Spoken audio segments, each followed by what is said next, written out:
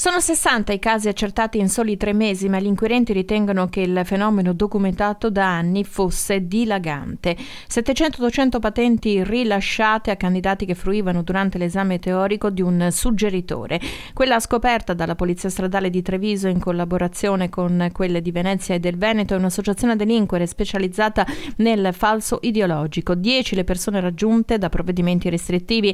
Si tratta dei componenti di una famiglia proprietaria di autoscuole nel veneziano, di un pakistano che aveva il ruolo di tecnico e di un pregiudicato di Bergamo di 68 anni. Qual è il reato commesso sia da chi organizzava sia dai candidati?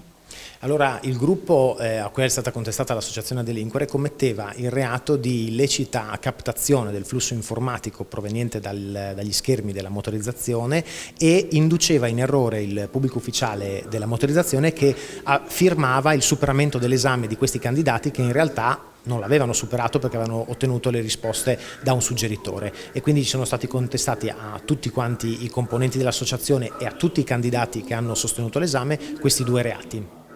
Numeri davvero significativi, perché avete accertato 60 casi in 3 mesi, ma è una procedura che potrebbe andare avanti dal 2010. Ben 4 magistrati hanno accolto appunto le vostre indagini. Sì, assolutamente, i numeri sono stati abbastanza impressionanti perché comunque in poco tempo sono stati documentati un numero di esami falsificati con certezza che lascia pensare a una media di quasi un esame falsificato al giorno, considerando il fatto che in alcune giornate ne venivano falsificati anche 3-4 in luoghi diversi.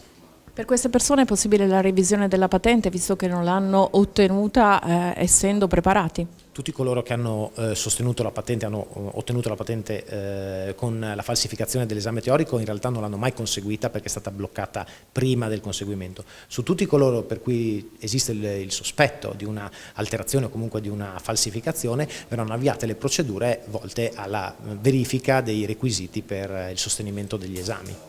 Si tratta di un fenomeno molto pericoloso, perché uno potrebbe pensare, beh, alla fine se queste persone ottengono la patente, superano anche la prova pratica, guidare lo sanno fare. In realtà non conoscono le norme del codice, e questo che cosa significa in termini di vittime sulla strada?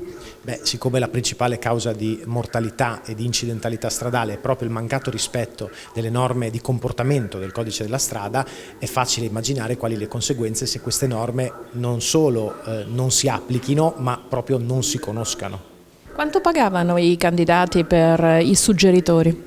Tra i 2 e i 3 mila euro per gli esami normali della patente e cifre molto superiori per gli esami speciali, che erano le cosiddette patenti superiori, quindi quelle per guidare i mezzi pesanti. I candidati venivano preparati con un meccanismo sofisticato di telecamere e ricevitore audio in un appartamento di Mira, nel veneziano.